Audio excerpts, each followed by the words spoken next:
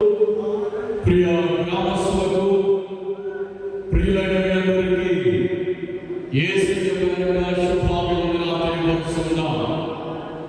ఈరోజు రాత్రి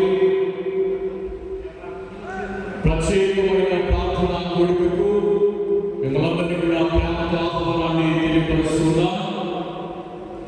మరికొన్ని నిమిషాల్లో ప్రార్థన చేసి ఈ యొక్క ప్రత్యేకమైన ప్రార్థనలు ప్రారంభించుకోవడం.